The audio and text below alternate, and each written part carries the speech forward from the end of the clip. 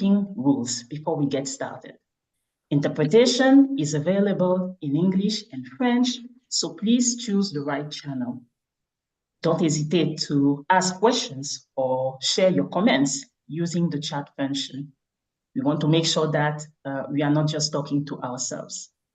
Today, we gather not just as educators, policymakers, financiers, and experts, but as collective architects of the future, a future where every African child has access to quality education and where the digital divide is not a barrier, but a bridge to greater opportunities. We stand at a pivotal moment in history where the convergence of finance and technology opens new pathways for educational transformation. This webinar will allow us to discuss and dissect these pathways.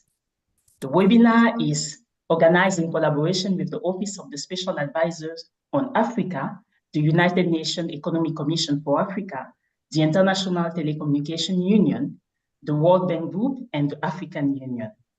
I will therefore, ask them to set the scene for today's webinar.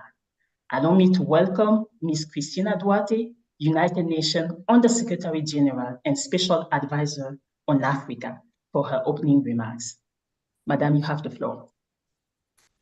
Thank you very much, Sonia. Good morning to everybody. As we know, May is the month of Africa in UN New York stage.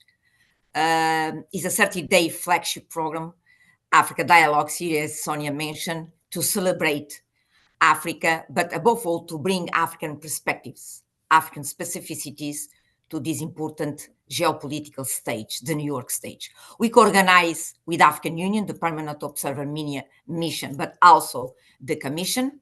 Allow me also to greet our partners of choice for the second week of the Africa Dialogue Series.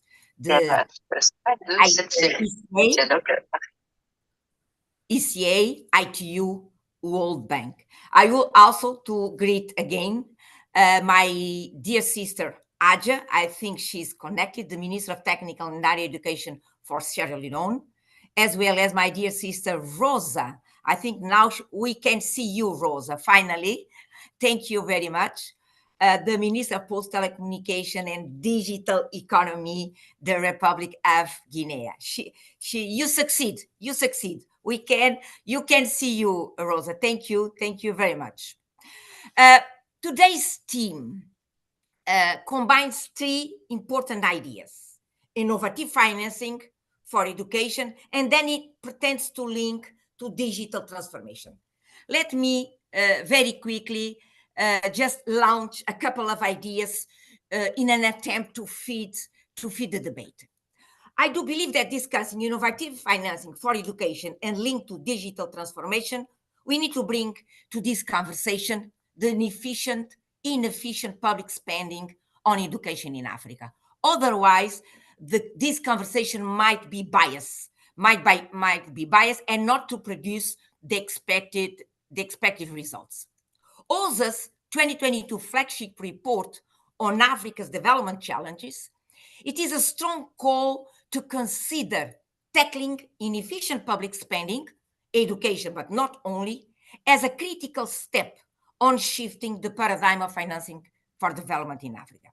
And the numbers are quite painful, are quite striking, as long when we refer or when we analyze an efficient public spending on education in Africa. In fact, the rates are public spending inefficiency in education reach almost 49%. Is huge. In absolute terms, the inefficient of public spending, again, on education is on an annual basis roughly $12 billion. So to discuss innovative financing for education without bringing the inefficient public spending to the conversation, as I said, might lead us to a biased conversation. And basically, we try to say that these high inefficiency levels cannot be explained only by lack of schools or bad quality of teaching. These are, in my view, the tips of the iceberg. These are the symptoms, I would say, of the problem. I strongly believe that the inefficient public spending on education results from the absence of a national education system, the absence of a country system well designed, structured, and functional that is in charge of managing the education. I would say one of the most important dimension of human capital. So the country system that is supposed to be in place to manage education beyond building schools, leading to weak governance in public investment and social spending. So when you don't have the system in place, the result is weak governance in public investments and social spending, and then you have the high inefficiency rate that we apply that we know from the sector. So again, to discuss innovative financing to education, there is something in the middle that is critical from an African standpoint. Is fix the education. Education in Africa needs to be fixed so that innovative financing generates the expected rates of return. And in fact, these rates of return today are deeply negative. Currently, we know that African governments spend about 5% of GDP on education. So it's not a lack or deficit of allocating resources. In fact, Africa, most of the African governments are making a huge effort allocating resources to the education sector. And if we compare to other regions, almost half of all African countries are meeting both all the recommended education financing targets set by the United Nations. So the effect of government spending on education in Africa is mixed. So higher absolute spending is positively correlated with, let's say, average years of schooling, but no relationship with the quality. This is the reason that when I say innovative financing to education, we need to put in the middle fixed education. And when you say fixed education, learning poverty should be definitely the driver. And for example, for sub-Saharan Africa, the learning poverty rate was a remarkable 86%. 86%. When you compare this 86% of learning poverty, for example, with Europe, 13%, and with and Central Asia also 13%, and less than 60% with Latin America and the Caribbean. So we see that we need to think innovative financing in this context. So with this reality, innovative finance cannot be only about debt swaps for education, loan buy downs, social impact bonds. Because when we bring the conversation of innovative financing for education and we adopt a strictly technocratic approach, we might again having a biased conversation. We need to go beyond a strictly financial mindset when applying financing tools to social development, recognizing that diversifying education financing can increase its impact and efficiency. But, and the most important, budgets should prioritize proven, cost-effective approach in their policy making so that it's guided by evidence. We cannot pour money again in a system that lose $12 billion annually, even if you use the most innovative financing solutions. Therefore, the proceeds from innovative financing, debt swaps, loan buy downs, social impact bonds, should be used first to create the system and fix education. Here it comes the digital transformation part of our conversation today. To tackle the inefficiency, to fix education, digital transformation has become a sort of basic requirement. And there are here two dimensions. When we bring digital transformation to education, usually people try to concentrate in bringing digital skills to the learning process, to reprofile the young workforce in Africa. But there is a second dimension, which is to bring digital transformation to recreate an efficient national education system. So, finalizing, we need to prioritize the innovative financing to build the education system, to build the country system, which is a requirement to better rates of returns.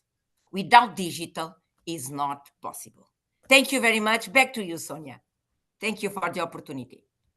Many thanks, Madame Duarte. So in a nutshell, it's very important to contextualize innovative finance when we talk about the education system in Africa.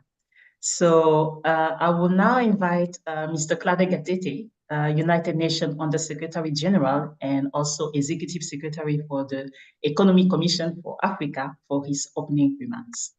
So you have the floor. Yeah, thank you very much, Christina. Thank you very much, ministers, colleagues. Now that Christina has read my speech, what is to add? But I just wanted to say that we all agree that there is no development, whether it's social development or economic development, without education. We all know that. But we don't. It's not reflected in the investment that we are putting in education. Understanding that everything that we are doing is going to depend on the kind of education that we are putting in place. So there are about 5 things that are really very important. One is the investment in education, whether it is public or private or public-private, is very critical. Second is the quality of education. Third is the policy that we put in place that would allow universal primary, secondary education, and so forth.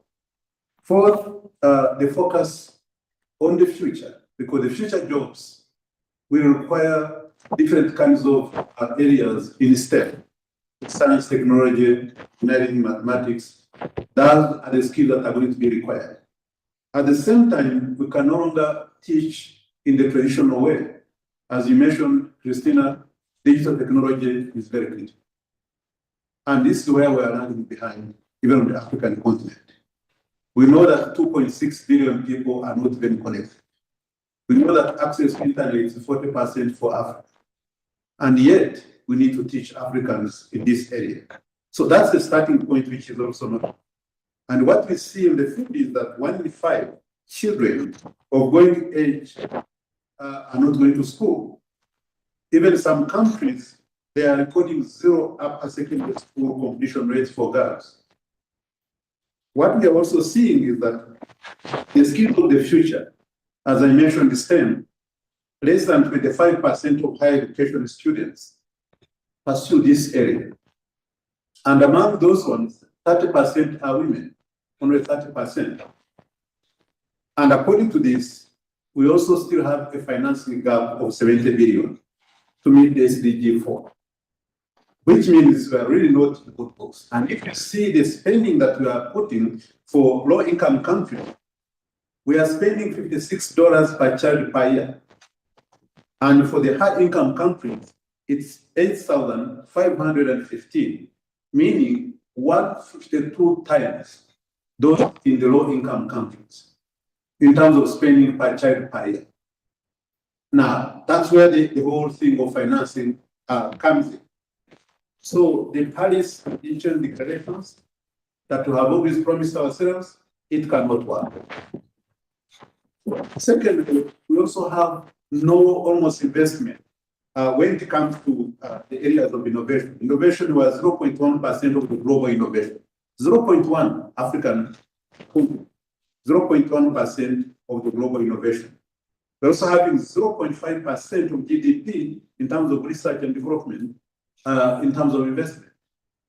So that becomes, that situation is happening at the time when you are having a very serious situation when it comes to fiscal space and when it comes to the high indebtedness where the debt has increased 183, increased 183% from 2010 to now, which is a very, very serious situation. And if you look at the revenues we are collecting, it is now declining. On average in Africa, the tax to GDP ratio is 15.6%. And at the same time, the informal sector, which is supposed to be coming in, increasing the revenues, is now at 83% on average on Africa, compared to 12% in the European Union, for example. So that's the kind of situation that we are in. And we have not lacked policies. Somehow, at the global level in 2012, there was a transforming summit on education. African Union has come up with a 10-year continental education strategy. And this year was declared that the theme of the African Union is education. That's what we are having. But here we are dealing with a situation where Africa is projected in terms of the youth to be 42% of the global youth by 2030. By 2050, it may be close to 50%. Those are the people who are going to drive the growth at the global level. And this one becomes now very, very serious. But what we have seen is that technology can make a difference. And we have examples in Africa. We have an AI-powered education platform in Kenya that provides personalized learning support to students through mobile devices. It is working now. We have an AI-driven education platform in South Africa that offers adaptive learning content tailored to individual students' needs. We have a virtual tutor powered by AI in Egypt that provides personalized feedback and guidance to students to enhance the learning experience. We have a platform in Nigeria that uses AI to connect students with personalized tutors based on their learning needs and preferences. I'm sure there are many examples, and I'm sure the minister from Sierra Leone have more and more and more on what is happening and what is working. There are many innovative solutions in terms of financing. We always cite them, but how much of these are applied on the continent? Do we have any kind of examples, as we rightly mentioned, the public-private partnerships, the debt for education swap, the social holding impact bonds that we can use? It is very, very difficult that we really come up with some good examples, what works where. And for the ECA, what we have been doing is really, first of all, trying to revamp this area of technology, knowing that its contribution to the future. In our last meeting, Conference of Ministers of Finance, we presented a paper where we are trying to really introduce technology and looking at the taxation part, where we showed that there was high taxation on technology, which cannot allow this technology to be applied in schools and other areas. And that's why we are saying that this one here, at ECA, we have now established a new division that is focusing on technology, innovation, connectivity, and infrastructure development. We have also contributed significantly on the Global Digital Compact, especially the policy declaration on Africa's contribution to the compact. I was very happy when I was reading it as someone who was also co-facilitating the Global Digital Compact, and I looked at the contents. I was really happy that at least we can get some real meat in the content. We also we have helped also establish the Africa Research Center on Artificial Intelligence in Congo Brazzaville, which is now still under development to become a center of excellence. We are also supporting the African STEAM Center of Excellence in Kigali, Rwanda, which also is going to make a huge difference. We have signed a partnership agreement with Google to see how they can contribute in this area of digital skills, training, and also entrepreneurship, to make sure that both of us we can be able to see how much we can contribute in this area. We have supported the formulation of the AI strategy for the African continent, of course, through the African Union Working Group on Artificial Intelligence. And this one is also work that is on progress. For the GIGA, which is led by our sister Doreen, ITU and UNICEF, we are working together to see how to connect the schools. But of course, you know that connecting schools also goes with energy. There has to be electricity, there has to be the infrastructure, the broadband infrastructure or the satellite. You cannot simply connect, they have to go hand in hand. And of course, the policy in place. Recently, I visited Botswana, where we are having a big program on smart agriculture, the local center of excellency, where we are now applied the technology for the livestock value chain that we're introducing in Botswana, which has really helped very much and appreciated by the government. We have also supported the establishment of the Africa Center for Coordination and Research in Cybersecurity in London, in Togo. And these are just few examples of what we are trying to do. But what we are focusing on also is what the Minister of Finance requested us, which is going to help in terms of education, is to see which innovations work where, and how can we bring these innovations to bear in other countries where they are not located. Without technology, it's going to become very difficult for any future development, for any future learning, and also improvement in education. And this is really an area that is quite significant that we think we have to rethink in terms of how to finance, how to educate, and also how to make sure that we leverage technology in terms of making serious progress. So let me not take much time really for the debate which you are looking for, but I just wanted to give you ideas that for us, we are also in business. We want to make sure that we are part of this in terms of advancing the learning of tomorrow, which is going to drive the economic development. Thank you so much. Thank you, sir. I think we heard you. There is no development without education and very limited potential for innovation without education. We have with us Dr. Emmanuel Manasseh, Acting Regional Director of ITU. He will be delivering his opening remarks, but on behalf of Ms. Doreen Bogdan-Martin, Secretary General of ITU. Sir, the floor is yours. Thank you very much. Excellencies, ladies and gentlemen, on behalf of the ITU General Secretary, Ms. Doreen Bogdan-Martin, I would like to express my sincere gratitude to the Office of the Special Advisor on Africa, the UN Economic Commission for Africa, and World Bank for their collaboration and support in preparation of Subtheme 2, Transforming Education in Africa by Leveraging Innovative Financing and Digital Revolution. Ladies and gentlemen, this theme is indeed timely, as digital transformation is not a future dream, but today's reality. As we navigate the terrain of the 21st century, we all stand at the forefront of addressing an invisible yet significant barrier, the digital divide. Picture this: two classrooms, not miles but worlds apart.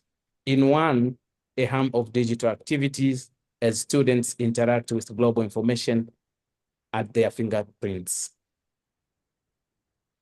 and at their fingertips. In the other, a stifling silence, a void where opportunities should echo.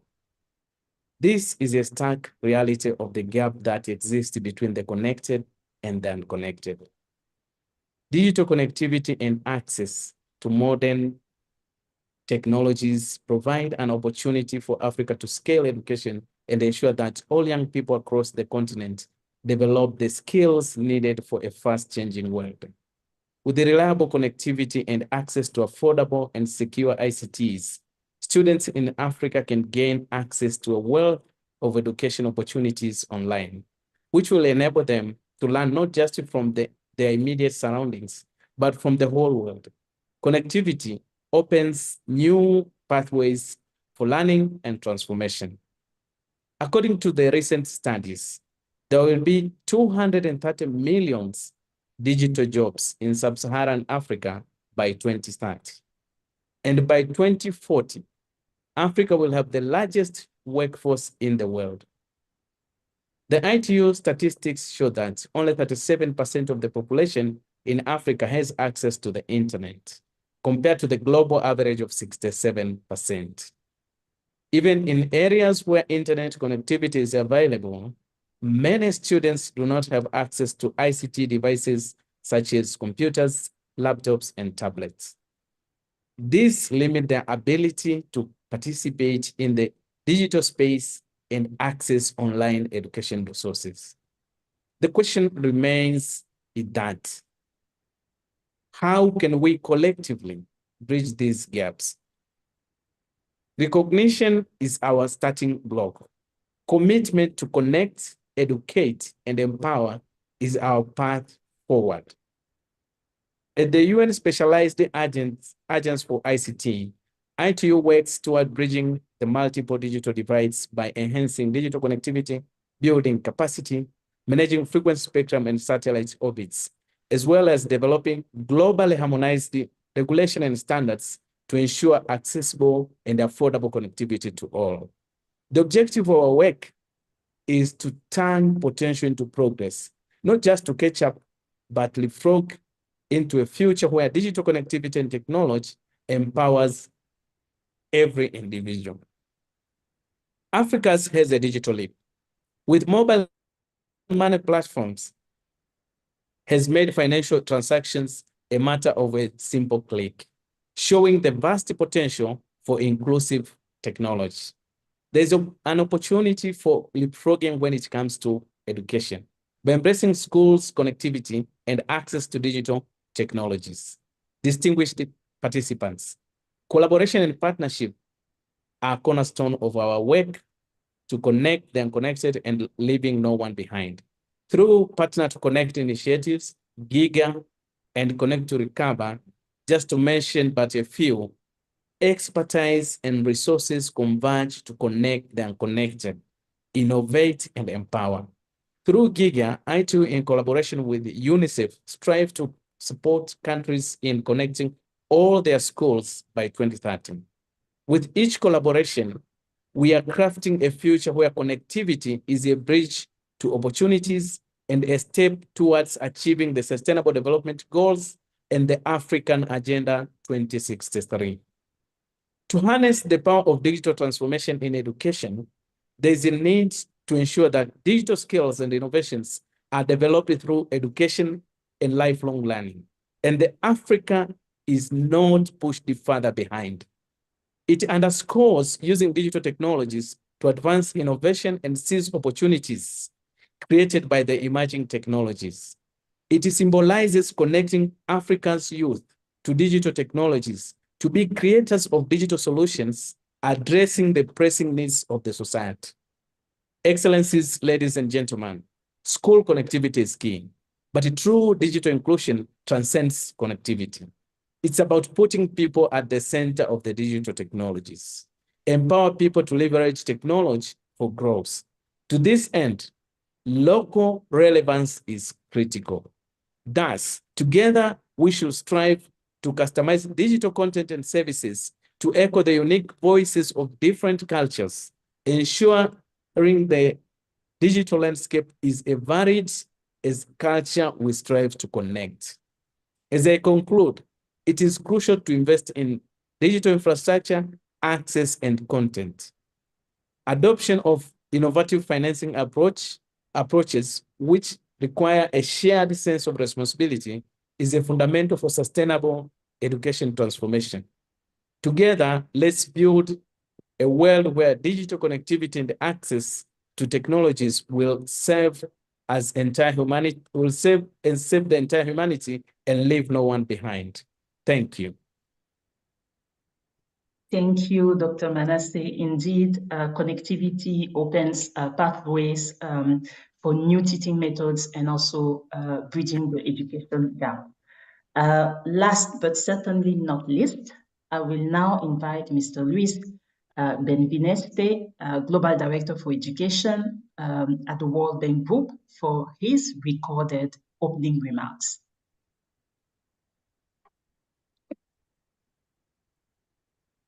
Excellencies, partners, colleagues, and friends, I'm honored to join you today for this edition of the Africa Dialogue Series. At the World Bank, we are strongly committed to education and human capital development. We are the largest external financier of education programs in low and middle income countries and have continued to grow our portfolio of education investments. Particularly over the last 5 years, and in response to the COVID-19 learning crisis. Over the last 2 decades, we have committed more than $77 billion in supporting education projects in 160 countries, reaching over 425 million students through our active programs. Education finance is critical for educating more children better. A quick glance at international student assessments for the past 2 decades reveals that the highest scoring countries are also the richest, and the lowest scoring countries are those with less income, with the poorest countries typically assessing their students rarely. To build skills and contribute to economic growth, countries must allocate and have access to sufficient resources for education. The World Bank is financing projects that improve educational outcomes and promote human capital accumulation. Our goal is to improve learning outcomes, reduce learning poverty, and contribute to the SDGs. Evidence shows that there are 3 areas that can improve efficiency in education spending, and our projects focus on these. First, prioritizing foundational learning. Second, measuring and monitoring student progress. And third, strengthening budget planning, financial management, procurement, and management capacity. Moreover, education policy needs to place a strong focus on equity to ensure opportunities for all. Education empowers individuals, fosters equality, and propels societies into prosperity. It equips people with knowledge, skills, and critical thinking, enabling them to improve their circumstances and break the intergenerational transmission of poverty. Through education, individuals gain the ability to make informed decisions, access better job opportunities, and contribute to economic, social, and political development of their communities. Malala, a prominent advocate for girls' education, aptly expressed the transformative potential of education by stating, "If one girl with an education can change the world, just imagine what 130 million can do." Ultimately, education is not just about personal advancement, it's a cornerstone for a more just and enlightened world. Governments, educators, civil society, international partners, we all have our work ahead laid out. We need to invest in education adequately, equitably, and efficiently to recover lost learning and accelerate learning outcomes so that all children everywhere can have a brighter future.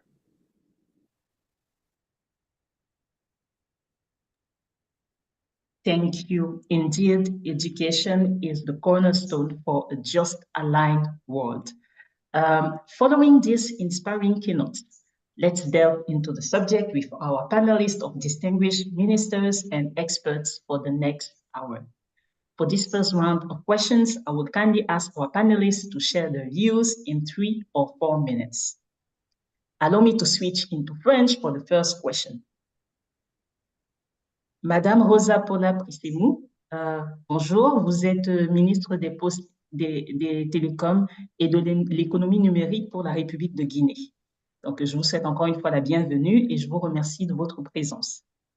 Excellence, sur la base de l'expérience de la Guinée. Merci. Sur la base de l'expérience de la Guinée, comment les nations africaines peuvent-elles formuler et mettre en œuvre stratégiquement des politiques qui priorisent l'expansion de l'infrastructure numérique et de la connectivité? Bien sûr, en mettant l'accent sur l'amélioration de l'accès pour les femmes, pour les jeunes, pour les fonctionnaires, afin de faciliter cet accès équitable et inclusif dont ont parlé nos speakers pendant leur discours d'ouverture. Merci. Merci Sonia pour cette question très pertinente. Bonjour à tous, bonjour vraiment à tous ces éminentes personnalités. C'est un honneur pour moi de partager ce panel dans cette grande discussion avec des acteurs et décideurs du monde du numérique que nous partageons.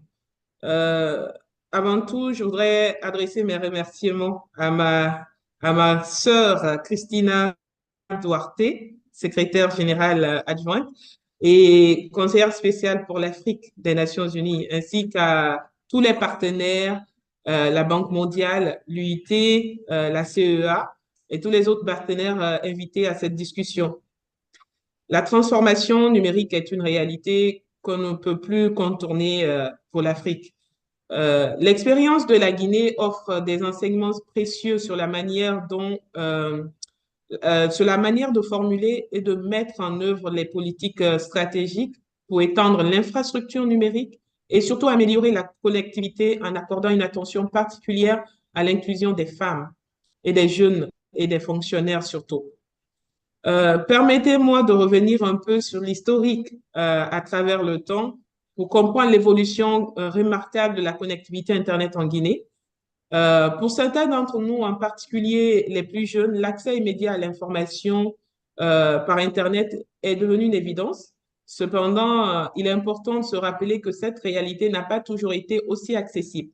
Nous parlons de l'éducation comme outil, un moteur de croissance réel, mais l'infrastructure autour en a un fondement crucial. Les initiatives en 2013, notre pays connaissait des défis considérables en matière de connectivité, avec un taux de pénétration Internet de seulement 8% et des vitesses de connexion moyennes limitées à 75 kilobits par seconde, principalement en raison de notre dépendance aux connexions par satellite. À cette époque, les activités en ligne étaient rudimentaires, se limitant principalement à l'accès à des informations textuelles simples et à l'envoi de courriels. En 2017, grâce à des investissements stratégiques du gouvernement et au déploiement du premier câble sous-marin AS en 2017, reliant la côte ouest de l'Afrique au Portugal et à la France, notre pays a franchi une étape décisive. Ce câble a permis de passer des connexions satellites à l'Internet protocole par fibre, augmentant considérablement nos vitesses de connexion à une moyenne de 1,5 mégabits par seconde sur la 3G et portant le taux de pénétration Internet à 27%. Cette avancée a ouvert de nouvelles possibilités telles que la visualisation de vidéos de qualité, la participation à des webinaires, l'utilisation des services de voix IP tels que Skype et l'accès à des sites web plus interactifs, ce qui a permis au système éducatif de commencer à s'ouvrir au monde international. En 2023, aujourd'hui, notre taux de pénétration Internet a grimpé à 52%. Et la vitesse moyenne sur la 4G atteint aujourd'hui 14 mégabytes par seconde, transformant nos modes de vie et de travail. Nos concitoyens peuvent désormais profiter de conférences vidéo en haute définition, accéder à des services de streaming, télécharger rapidement de grands documents ou jouer en ligne pour les experts dans le domaine. Premièrement, il est essentiel d'investir dans les infrastructures solides, telles que les câbles sous-marins. Aujourd'hui, la Guinée est en train d'élaborer son second câble sous-marin. Aujourd'hui, c'est vrai que nous n'avons qu'un seul câble sous-marin, le ACE, mais avec un financement de la Banque mondiale, à travers le projet WARDIP, nous allons pouvoir avoir un second câble sous-marin pour garantir encore cette nouvelle connectivité. Et investir également dans les réseaux terrestres pour garantir un accès Internet rapide et fiable dans tout le pays. La Guinée s'est illustrée avec succès comment le déploiement du câble sous-marin a pu soutenir aujourd'hui nos concitoyens et surtout les centres d'apprentissage qui sont à travers le pays. Aujourd'hui, un des projets majeurs de la Guinée, c'est de connecter toutes les universités et les écoles entre elles à travers le pays. C'est un projet majeur pour lequel aussi le financement est en train d'être bâti et qui est porté par mon département. Aujourd'hui, nous avons 4500 km de fibres optiques sur le territoire pour 245 857 km². Au niveau de notre backbone national, nous envisageons des upgrades de la capacité. Aussi, il faut noter que malgré toutes ces révolutions, nous voulons continuer à améliorer Nous sommes présentement en train de mener une étude sur l'étendue du territoire pour nous assurer de toutes les zones qui ne sont pas couvertes. Parce qu'aujourd'hui, nous voulons faire de l'éducation un levier de croissance durable. Il y a certaines contrées éloignées qui, malheureusement, n'ont pas certains professeurs ou certaines spécialités dans certains domaines. Et aujourd'hui, la formation des formateurs reste une priorité et nous pensons qu'à travers le digital, nous pourrons avoir vraiment des solutions. Ce qui fait que dans toutes les maisons de jeunesse à travers le pays, mon département s'est engagé à déployer des hubs numériques, des centres d'apprentissage du numérique, non seulement pour créer l'émulation dans ce domaine, mais aussi amener les apprenants à s'intéresser à ce domaine. Il faut noter, malgré toutes ces révolutions que nous faisons, nous voulons continuer à améliorer. Nous sommes présentement aussi en train de voir comment les femmes qui ne sont pas allées à l'école plus loin peuvent faire usage du numérique à travers des applications USSD parce qu'elles se sont habituées à travers les USSD par le paiement mobile. Donc, ce qu'on appelle par ici soit Orange.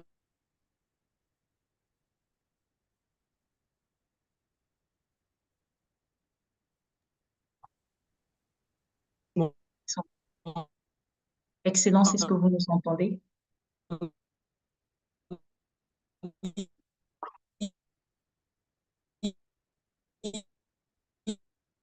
Excellence, nous avons Mobile, perdu. tout ce qui est mobile, travailler pour faire des transferts d'argent. Nous sommes accéder aussi aux applications. Donc, excusez, je vais voir. Oh, Allô, vous m'entendez? oui, là, on vous entend à nouveau et je vous prierai de bien vouloir conclure votre propos pour permettre D'accord, de je vais justifier. terminer au fait en ajoutant que le défi de l'innovation dans le domaine éducatif demeure. Il faut un fort engagement au niveau politique et en tant que gouvernement, nous sommes résolument engagés à lever ces équivoques où nous savons d'abord qu'il faut déployer les infrastructures, il faut accompagner à travers des financements innovants. Peut-être dans une dernière question, je pourrais expliquer le cas de certaines écoles où où à travers des partenaires, nous avons pu améliorer le taux de rétention des élèves à l'école et nous avons pu aussi lever vraiment l'équivoque de l'abandon à l'école à travers des financements d'accompagnement en nature dans certains établissements.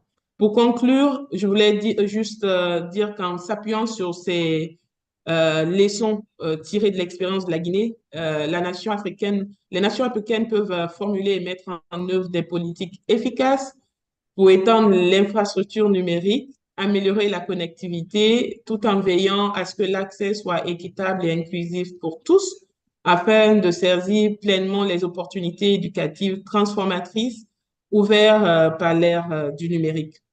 Et je pense que je peux m'arrêter là pour l'instant et voir comment nous pouvons aller plus en détail, en profondeur sur certains cas de la Guinée. Merci beaucoup. Merci beaucoup, Excellence. Euh, je vais repasser en anglais. So I would like to remind our audience that interpretation is available in English and French. So please choose the right channel. Allow me to acknowledge the presence of Dr. Haja Hamatulai Wuri, Minister of Technology and Higher Education in Sierra Leone. Excellency, may I seek your permission to give the floor to Professor Korani because he should be leaving soon. Please, Madam. Thank you. Thank you so much for your understanding. So, Professor Bagakohani, welcome. You are professor of international relations and political economy at the American University in Cairo. Governments are the main financiers for education. Every single dollar has to make a real impact on improving schools and boosting the quality of learning. Given this, what are the most important factors for ensuring that funds for education actually achieve the desired impact as stated in the SDG 4, including, for the most disadvantaged population? Thank you.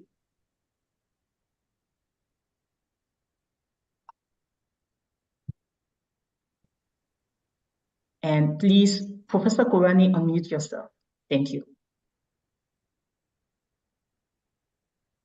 Can you hear me now? Loud and clear. Okay. Thank you very much for giving me the floor, and I'm very happy to participate in this panel with so many policymakers. Perhaps differently from previous speakers, I don't represent anybody. I just represent myself. And that is actually, in a sense, good, because you can be free in speaking without committing somebody else. And I want just to start, I'll present 3 or 4 ideas in relation to the question you have raised. And I'll start by what you have just said, by saying no development without education. And I will go even further and say no national security without education.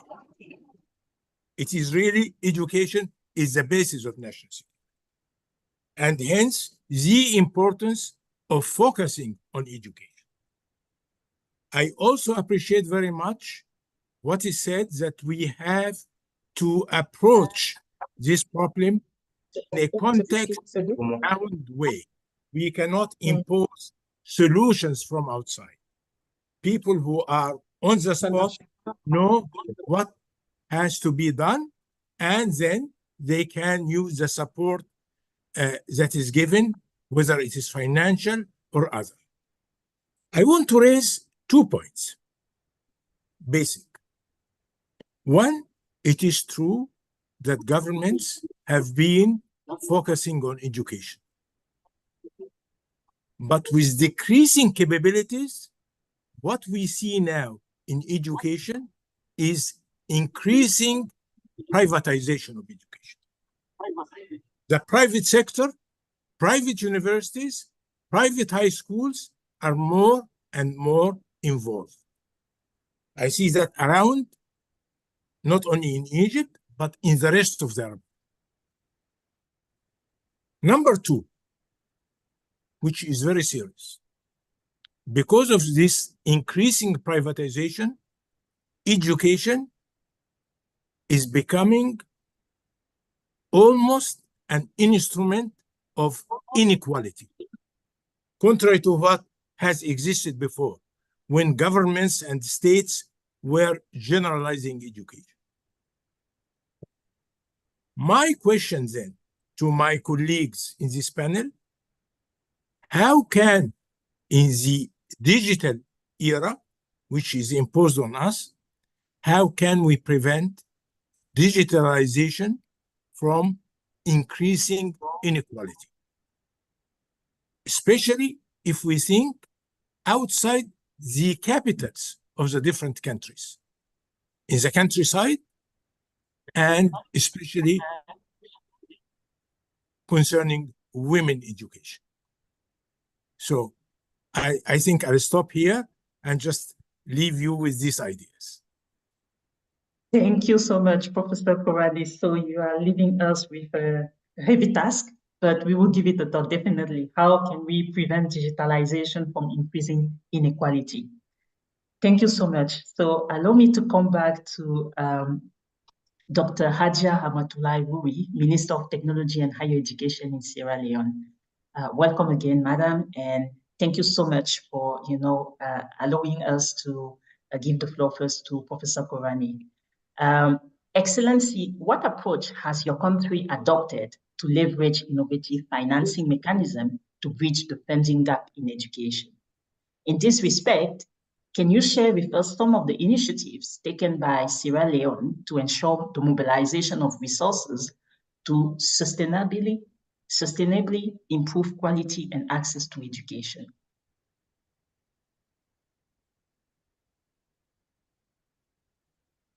Thank you very much, and good day, everyone. I hope you can hear me. Loud and clear. Yes, we can hear you, please.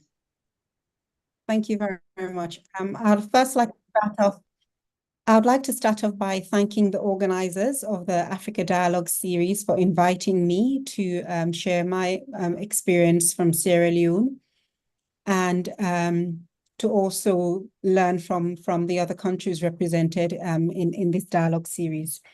So for Sierra Leone, education has been a priority for the government under the leadership of His Excellency, the President.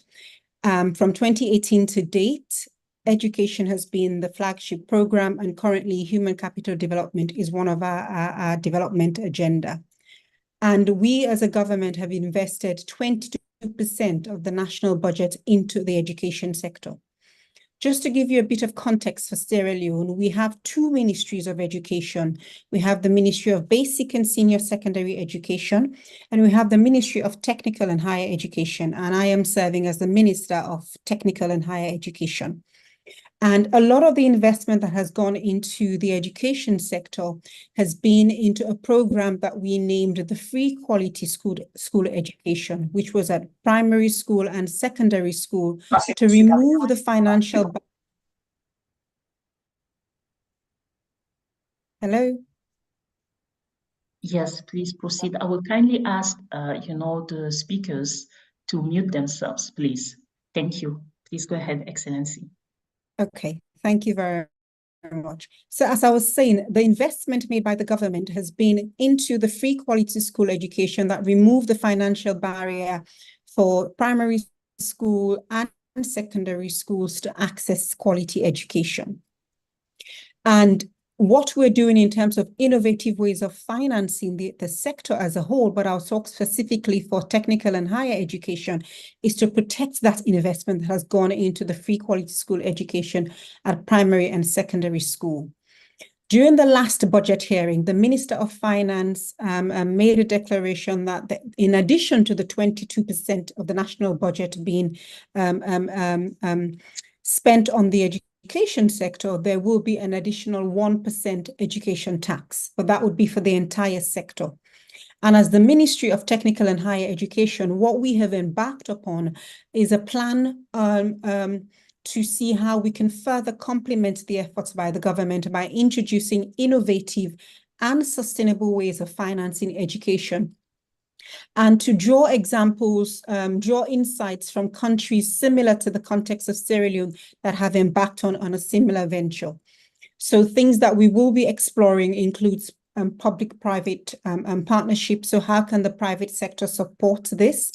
How can the donors support this? How can we strengthen financial management systems within our universities and our government technical institutes to ensure that there's efficient utilization of these funds? How do we encourage our higher educational institutions to embark upon business ventures so that they can generate more internally generated funds? And how can they also use that fund to be very intentional about capacity building for research, for innovation, for example? How can they leverage upon research findings in terms of commercialization of research findings, utilizing innovation hubs that they have? How can that lead on to startups? And all of this is aligned to Agenda 2063 when it comes to education. But also this fund that I'm talking about, so which we will call the Technical and Higher Education Fund, would also increase access to education. And that also aligns with SDG 4 when it comes to education. How can we ensure that there's equitable access to education? We can also use this fund for infrastructural development. How do we create an enabling environment where innovation and learning will thrive, not just for the current market, but also for emerging sectors? How can we encourage more female students within these growth sectors, these emerging sectors, the STEAM fields, so the science, technology, engineering, agriculture, and maths? How can we leverage upon public-private partnerships to support the ventures that we've embarked upon, but also increase the chances of employability, because public-private partnerships, then we're working hand in glove with the private sector. They're investing and complementing complementing our efforts in terms of supporting this innovative and sustainable financing fund. So we can also bring them to the table when it comes to how we do the labor market survey, so ensure that we train young people that speaks to the labor market, and that ultimately would lead to increased chances of employability for the young people, and that creates a cycle, a positive cycle that they can feed into. And we can also use this innovative fund to see how we can improve upon quality. One thing that we are embarking upon is to introduce performance-based financing within our universities and our vocational training centers, where we will link performance to how much money you can tap into from that fund. And we're going to come up with indicators that are linked to our medium-term national development agenda, linked to Sustainable Development Goal 4, and linked to the education aspect of AU 2063. And ultimately, what that would ensure is that we generate data for these international, to contribute to the international dialogue, but also continually improve upon quality in a very intentional manner, and ensure that we meet international standards and we produce graduates who can compete on the global scale with their peers in 21st century industries. Because one thing we're mindful of as a government is that in Sierra Leone, we have a very youthful population, and we really have to invest in them in terms of quality education. And that would represent a significant dividend for Sierra Leone, because in turn, their potential is there. I always refer to the young people in Sierra Leone as our most valuable asset, and they will be placed to drive innovation, productivity, but also sustainable economic growth. I'll stop there for now. Thank you very much. Thank you so much, Excellency, for sharing the experience of Sierra Leone. From what I understood, you're actually addressing, the imbalance, both at the supply and demand side, and seeing also how you can create, an ecosystem and a conducive environment to actually not just improve, but also improve the quality of education, but also increase access to education. Thank you so much for sharing that experience with us. So I will switch back to French to address our next speaker, Mr. Mohamedou Rabani Saibou. He's the founder and managing director of SMA Consulting Group in Niger. Bonjour, monsieur, et merci d'être avec nous. Il semble y avoir d'énormes possibilités pour les entrepreneurs africains et la population en général de tirer parti de l'économie numérique. Qu'est-ce qui peut changer la donne pour permettre à un plus grand nombre de personnes, et en particulier les jeunes, d'apporter une contribution durable à la croissance inclusive du continent, notamment dans les secteurs qui peuvent être des moteurs de croissance? Je vais vous demander de bien vouloir partager votre exposé en 3-4 minutes afin qu'on ait du temps pour les questions. Merci beaucoup. Merci beaucoup, madame. Merci à toutes les parties prenantes de nous avoir associés à ce panel et à ce dialogue. Merci à mesdames les ministres également et aux différents responsables des organisations continentales et internationales. Pour camper le décor, je vais juste adresser très brièvement tout ce qu'on a comme défi, atouts, mais également des opportunités pour notre continent, avant de venir au point principal, notamment ce qui peut changer la donne dans le domaine notamment de l'entrepreneuriat des jeunes et surtout de leur contribution à cette croissance à travers le numérique. Principalement, certains défis qu'on adresse souvent sont liés au développement durable.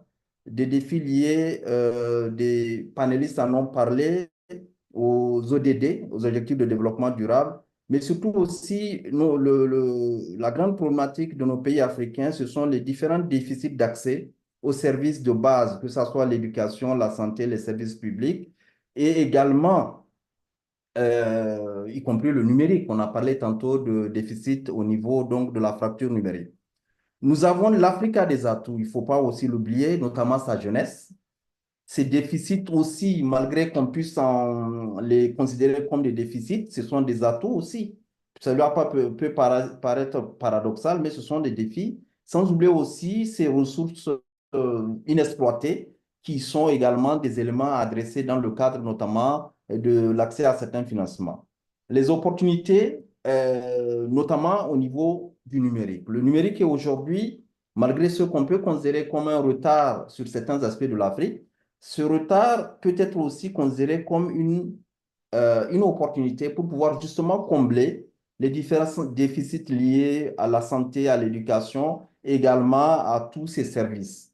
Comment le numérique peut être un accélérateur et également, je dirais, un champ d'opportunité pour les jeunes entrepreneurs africains. Je pense qu'il y a aussi des conditions préalables quand même qu'il faut signaler, qu'il faut adresser, notamment un environnement favorable à travers un cadre réglementaire et juridique incitatif qui encadre cet entrepreneuriat des jeunes. Et je pense que ce qui va fondamentalement changer la donne, c'est également de pouvoir créer ou mettre en place un écosystème favorisant la créativité, l'innovation et le développement des compétences numériques. Cela me paraît extrêmement important. Il y a pas mal d'initiatives au niveau du continent à travers la mise en place d'incubateurs, la mise en place de centres et hubs d'innovation, la mise en place de campus numériques. Et un élément extrêmement important, je pense que le numérique est aujourd'hui ou doit être accessible à tous les âges. Ce n'est pas uniquement au niveau des écoles, ce n'est pas uniquement au niveau, je dirais, des collèges, des centres spécialisés, mais c'est pratiquement un apprentissage tout au long de la vie. Et à travers dès le bas âge, des formations dans le domaine du codage, des formations dans le domaine de l'entrepreneuriat, ce point est extrêmement important. Également, parlant des créations d'entreprises par rapport à la jeunesse, je pense qu'il y a des barrières d'entrée. Il y a des barrières d'entrée qu'il faut lever, notamment en créant des conditions et en assouplissant des conditions de création d'entreprises. Parce qu'en réalité, si on veut demander les mêmes conditions aux jeunes innovateurs africains que n'importe quel créateur d'entreprise, cela va être extrêmement difficile parce que souvent, il ne peut pas remplir toutes ces conditions-là. Et pourquoi pas notamment définir des conditions préférentielles pour les jeunes entrepreneurs, pour l'accès au marché public, aux appels d'offres, et notamment tout ce qui est service public que l'État, qui en a grand besoin, pour pouvoir justement adresser les déficits et les limites dont nous avions parlé, croire à cette jeunesse-là pour leur permettre de pouvoir justement accéder au marché public en assouplissant les conditions et en mettant, je dirais, des conditions préférentielles. Et enfin, je pense qu'il est important aussi, à travers justement ce dont on vient de parler, de donner leur chance aux jeunes entrepreneurs pour démontrer leur génie créateur, leur savoir-faire et surtout, encore une fois, leur permettre aussi d'accéder au nerf de la guerre, qui est l'argent, qui est le financement. Parce que c'est vrai qu'on pense que entreprendre dans le numérique ne nécessite pas autant de financement que dans d'autres secteurs, mais il y a tout de même quand même des éléments qui permettront de pouvoir permettre à ces jeunes-là, à travers des fonds d'amorçage, à travers des fonds qui leur permettent de lancer leur start-up, de pouvoir vraiment contribuer au développement de ce secteur pour le bien-être de l'ensemble de la population. Et enfin, je dirais qu'il est important de créer pour ces jeunes entrepreneurs des guichets uniques, des guichets spécialisés qui prennent en charge véritablement leurs besoins. Parce que les besoins, je dirais, de l'entrepreneuriat digital sont quand même un peu différents de ceux qu'on retrouve comme besoins classiques dans le domaine de la création des entreprises. Merci beaucoup, je m'en arrête là. J'espère que je n'ai pas été très long. Merci. Merci beaucoup, Monsieur Saibou. Switching back to English, and a gentle reminder to the audience to share the questions or comments using the chat function. Dr. Emmanuel Manasseh, welcome back.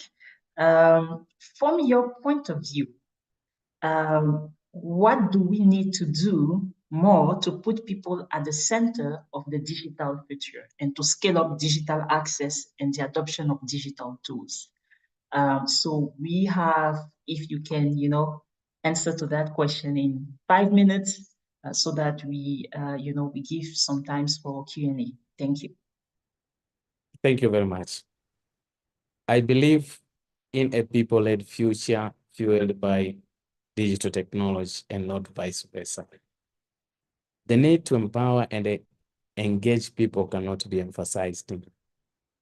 Real change requires involvement, complicity, and adapting the right mindset on the parts of the people. Getting that buy-in is the main thing. To be successful, every digital initiative must be people-centric from the beginning to the end. And this may include be it connectivity, e-learning platform, or content and others. People-centric development is about citizens' sense of gain and improving citizens' self-reliance. Number two, we need to unify people in digital technology to drive better outcomes. Thus, people must be involved at every stage of the game. If it's for people, it needs to include people in thoughtful and considerate way. If you include people, you can't help but implement a people-centric solution. And the payoff for a people-centric solution is to increase adoption. So design digital solutions that works for people and teach them how to use it from the beginning to the end, make it all about people. Then on scaling up digital access, what I can say is, in this context of digital transformation, the digital access divides stand between those students and educators who have equitable, sustainable access to connectivity, devices, and digital content, and those who do not. The availability of reliable and affordable connectivity, as well as hardware, is crucial to making digital learning accessible and effective for all. If we are unable to provide students with smart devices, computer, tablets, or internet connections, they won't be able to participate in the process. To scale up access, investment in connectivity as well as devices is key. Innovative financing could be one of the approach. On scale up adoption of digital tools, maybe I should start with this. Imagine a school with a state-of-the-art computer labs and quality internet connectivity, but the facilities are not effectively and efficiently used. That also means you have a usage gap. Without customized digital content, digital infrastructure has a little to do for education. Availability of local content and services that are relevant to the users are critical for adoption. People go online because they expect the internet to be useful and interesting. Thus, relevant education content and services that respond to the need of users drive digital adoption and growth. So in summary, we need to communicate the potential benefits of the new technologies to user, implement a digital adoption platform to streamline onboarding and training, monitor user behavior analytics to see whether they are getting stuck, and then also collect feedback during and after onboarding to see how you can improve the process. I believe that the scaling strategy should intentionally change over this scaling journey, be it connectivity, devices, or adoption. Thank you. Thank you so much. I think you raise a very important point. Is really how do we scale up digital access without creating a usage gap? And I agree with you that customizing the content is very important. So we have one question, and I will ask my distinguished panelists to answer in 1 minute, just 1 minute. Okay. So I will ask the question in English and also in French. If we are going to make a real impact or a real difference in education, we need to be innovative with how to spend the money and also how to mobilize adequate funds for education. So what key role can the innovative financing play in transforming education? So, in French, si nous voulons faire une réelle différence dans l'éducation, nous devons faire preuve d'innovation dans la manière de dépenser efficacement l'argent. Quel rôle clé, justement, peuvent jouer les financements innovants dans la transformation de l'éducation? Donc, je vais commencer par son Excellence, Madame Bola Kissemou.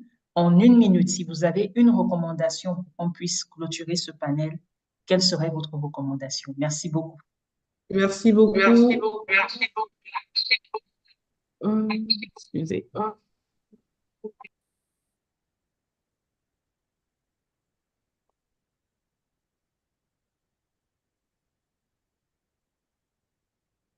Alors, Excellence, oui, vous avez, votre micro est fermé.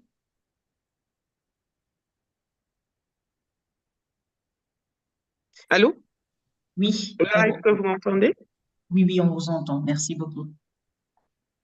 D'accord.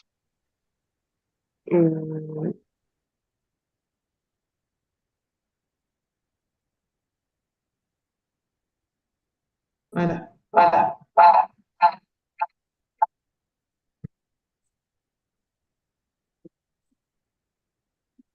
Allô? Oui, oui, nous vous entendons. D'accord. Ce que je pourrais dire en termes d'apport en financement innovant, je vais aller vraiment sur un point essentiel parce qu'il y a plusieurs points où nous pouvons apporter des financements, accompagner les gouvernements dans leur programme de développement. Le programme de développement de la Guinée, l'axe 4, est focus sur le capital humain. Et en axe 5, dans le programme de développement qui est le PRI, on est axé sur la connectivité. Donc, toutes les infrastructures pour améliorer le rapprochement des Guinéens entre eux, mais aussi avec l'extérieur. Mais une chose reste fondamentale, Madame Christina Duarte en a touché un mot au début, c'est comment aller vers le client final aussi à un moment donné. Il y a un des programmes vraiment en Guinée avec le programme alimentaire mondial qu'on fait avec les cantines scolaires, mais au-delà de la cantine scolaire, ce qui se passe, c'est que les filles, par exemple, qui réussissent à avancer dans un parcours scolaire, réussissent à obtenir des accompagnements en nature. Et cela nous a prouvé que lorsque nous faisons ça, les parents deviennent fiers et ils réussissent à maintenir leur enfant à l'école. Et le taux de réussite scolaire est beaucoup plus apprécié dans ces contrées qui ont ce type de programme que ceux qui n'en ont pas. Donc, je me dis que ce type d'accompagnement qui est vraiment endpoint, qui va directement au-delà de l'accompagnement global où on révolutionne les infrastructures, qu'on envoie des types de solutions, améliorer une mise en échelle de tel accompagnement où les enfants dans des situations de vulnérabilité, on peut les accompagner avec leurs parents en nature. À part des programmes, cela peut améliorer grandement notre efficacité en matière de scolarité, mais donc au final vers un métier, une économie numérique beaucoup plus solidifiée parce que l'apprentissage est mieux élaboré. Je vous remercie. Merci beaucoup. So, Her Excellency, Madame Wui, same question for you. What key role can the innovative financing play in transforming education? Thank you very much for that question. So I think there are many ways in which innovative financing can transform education, but I'll just touch on a few. So one is increasing access, but increasing access in an equitable manner to ensure that even if you're in the most remote part of the country, you should be able to access education. And in the context of Sierra Leone, that involves the student loan scheme that we've introduced. So innovative financing can help support that in terms of scaling up to ensure that though geographical barriers will not be a barrier to you accessing education. It can also provide funds for us to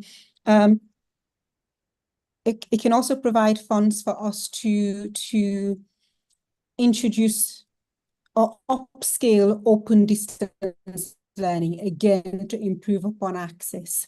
It can also provide the platform for lifelong learning. We're talking about digital revolution. But it's not just when they get to university, you have to catch them young. So it's looking at the investment in the context of Sierra Leone. We've talked about the Giga project in Sierra Leone, which has provided connectivity in primary schools, but then using that to the best of our advantage. So ensuring that in teacher training, the curriculum is reflective of technology and innovation.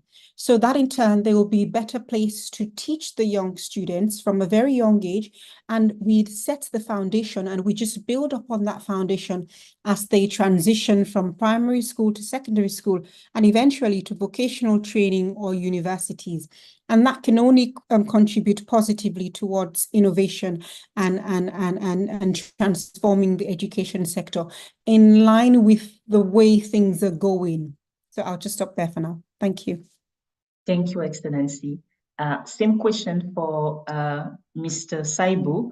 Monsieur Saibou, en 2 minutes, nous aimerions bien vous Merci entendre sur cette beaucoup. question. Je pense que je rappellerai très brièvement que le secteur de l'éducation, au même titre que la sécurité alimentaire, la santé, sont des secteurs de souveraineté. Et je crois fermement que c'est à nos États de pouvoir assurer cette souveraineté-là dans le domaine de l'éducation. Des ressources sont injectées. Souvent, peut-être, c'est les mécanismes de suivi et évaluation, les mécanismes de gouvernance qui font que ces fonds, peut-être publics, n'arrivent pas réellement à aller vers les objectifs de l'éducation.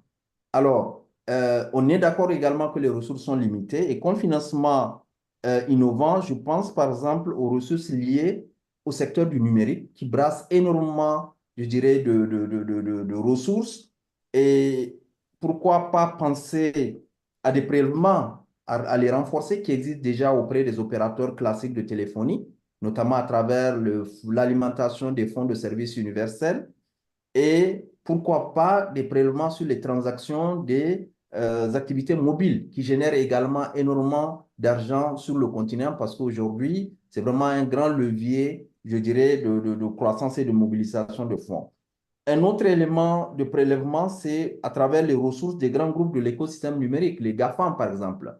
Aujourd'hui, je pense qu'il y a énormément de ressources qui sont brassées et certains redistribuent même ces ressources-là à travers des influenceurs, des TikTokers et autres. Mais je pense qu'une bonne partie de ces ressources peuvent aussi accompagner l'éducation de notre continent. C'est énormément de ressources qui, à mon avis, peuvent être facilement mobilisées pour notamment accompagner le secteur éducatif à travers la création et le renforcement d'incubateurs, de classes digitales, d'offrir des bourses aux jeunes Africains, offrir des fonds d'amorçage à ceux qui ont créé, par exemple, des incubateurs, etc.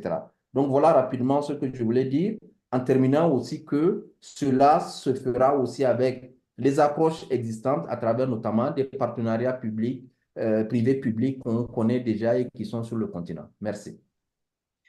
Merci beaucoup. So, Dr. Manasseh, I will also ask you the same question, but also take into account something very specific raised by one of our participants here. Elucidate, maybe sharing your views on the challenges in STEM education with respect to Africa, especially for women. So if you, in your, answer to innovative financing mechanism, also maybe include that, perspective. What can we do better for women? Thank you. Thank you very much, and I really appreciate it. Number one, I believe that innovative financing can guarantee sustainability. I talked about ITU and the GIGA project that aims to connect schools, but connecting schools is one thing. If there's no shared sense of responsibilities, how do you maintain that connectivities over years and years? Needs innovative financing as well as high-level support from the government. I was really fascinated when Her Excellency Minister from Sierra Leone was sharing that the budget for education is 22%. That is a commitment, but that you can see the future of Sierra Leone is on education because you can see the commitment of the government. Number two, as you mentioned, which I totally agree, we need to get more young girls into STEM. So how do we take young girls into STEM is we should motivate them, but we should have also some of the mentors like Sonia, encouraging them to go to STEM. And also governments should create special scholarships for girls who are going in STEM and motivate them to increase their number. We need to see more CIOs, more C-suites that are generated in some years to come from the girls that Sonia you have mentored, and also scholarships. I can share one good example. There's one president in Africa that is really supporting that. She provided a scholarship for the girls who are doing the STEM and support them from high schools from secondary schools to university. So such kind of motivation also could increase girls. But ITU now we have a lot of in our ITU academy, we have young girls get called ECOS program. All this aims to make sure that we bring more girls to STEM. But more to conclude on innovative financing, we need also to look at one aspect which we didn't discuss today. Imagine taking a huge number of investment in digital, producing solutions digital solutions that solve the problems of the country, and then those innovators putting money back to education to create that circular economy that they get because they were helped by the system to be innovators, creating a lot of startups in digitals, but take part of it, bring it back to strengthen the education systems and to support the system. That also could create a sustainable innovative financing, because as long as the pressing solutions of a particular country are solved by locals, there's a huge amount of resources that could be saved that now are used to buy solutions outside, but instead now you create itself within the country, but put a big chunk of money knowing that the future is digital, and all we need is to strengthen. So innovative financing could also focus on creating innovators and innovate pressing solutions that solve pressing needs of the society, but also contributing part of the revenue that these innovators are getting back to education system. Thank you. Thank you so much, Dr. Manasseh. The African Union theme of the year 2024 is Educate and Skill Africa for the 21st Century. Indeed, education supports the achievement of Agenda 2063, the agenda we want, and Agenda 2030. Her Excellency Ambassador Fatima Kiari Mohammed, she has been with us since the beginning of this webinar, and I want to thank her for that. I will give her the floor for her closing remarks and call to action. Madam, you have the floor. Thank you. Thank you. Thank you very much, Sonia, especially for that excellent moderation. It was really a very interesting morning, and I want to sincerely thank all of our participants this morning. Excellencies, distinguished guests, ladies and gentlemen, thank you. Thank you all for your very enlightening contributions this morning. And this second week of the Africa Dialogue series has really been one where we've been able to, I think, hear very much from many of you practitioners and country level initiatives that are helpful in terms of looking at what we can do concretely in terms of addressing many of the challenges that we have on the continent. I'd like to start, first of all, by thanking our co-organizers, the Office of the Special Advisor on Africa, as well as our partners of choice, the International Telecommunication Union, ITU, the World Bank Group, and of course, UNECA, for their partnership in organizing this. I would also like to thank our distinguished panelists for their valuable contributions to this important discussion. I think this morning's debate has been not only instructive, but I think enriching in terms of learning more about organizational and country level initiatives that focus on addressing the interrelationships between education, innovative financing, and the digital revolution.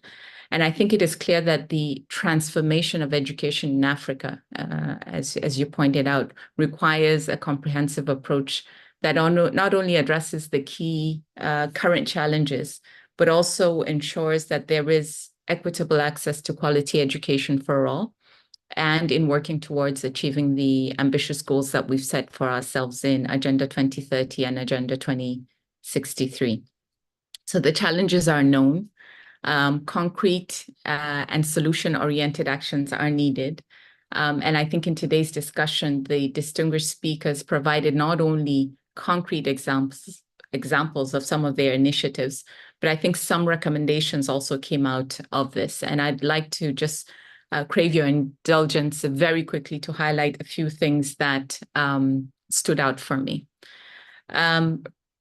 First is the need to put in place enabling policy and regulatory frameworks to ensure that there is an environment that allows the enhancement of education equity.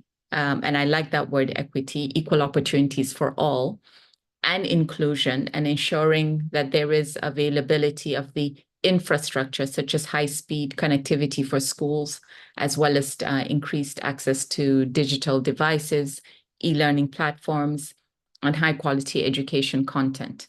This requires not only investment in the infrastructure, but also to ensure reliable and affordable connectivity for all in order for us to move towards modernizing our educational systems and ensuring that there are modern ICT technologies that allow us to integrate digital literacy, skill development programs, and so on and so forth within the curricula of our school. And this will allow us to fast track and allow us to move towards the digital revolution agenda.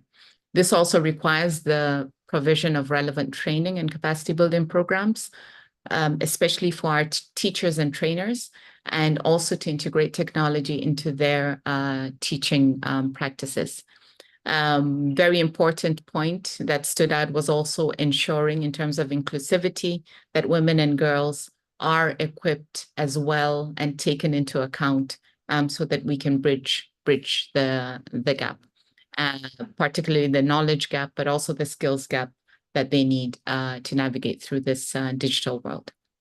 Second important point in terms of financing, looking at innovative financing mechanisms, the potential impact that investments, real investments can have, social investment bonds, microfinancing, mobilizing resources for education in a very innovative way, and ensuring that it reaches the target population, because very often we see the gap, right, between policy decisions, even when the resources are available, having access to those resources are also a challenge.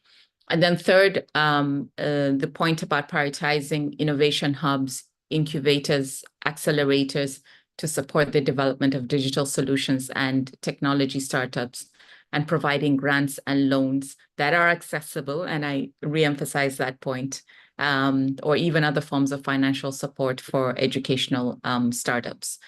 So all in all, and I'll conclude here, I think this requires universal and inclusive and sustained efforts, not only to mobilize financing to enhance the efficiency of education spending, but also to ensure that we have equitable outcomes. And capacity building investments should be supported by initiatives such as the African Union's Continental Education Strategy for Africa, CISA 1625, and such initiatives and policy frameworks are essential in this regard. I think a very important point that was made was the point about the interlinkages between education and development and security and stability. And I think this is a perfect entry point into next week's sub-theme number 3, where we will be talking about education and learning in crisis-affected areas. So I hope you will all join us for next week's session. So let me conclude, Excellencies and distinguished participants, by once again thanking all of you for your contributions this morning, as well as our co-organizers, the Office of the Special Advisor on Africa, our partners of choice as well, and particularly in jointly preparing the policy brief on this sub-theme, which also includes some actionable recommendations to promote education for sustainable development by leveraging innovative finance and digital revolution. We look forward to seeing you next week, and I thank you once again for your kind attention. Thank you.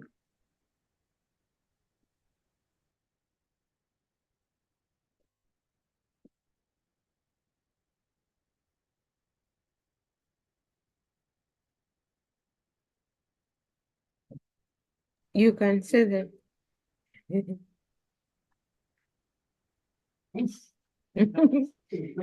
Thank you all. Bye. Thank you so Merci. much. Bye. Merci beaucoup. Thank you, everyone. Okay, thank you all. Thank you. Bye-bye. Have a great week ahead. Thank you. Thank you and bye-bye. Thank you so much. Bye.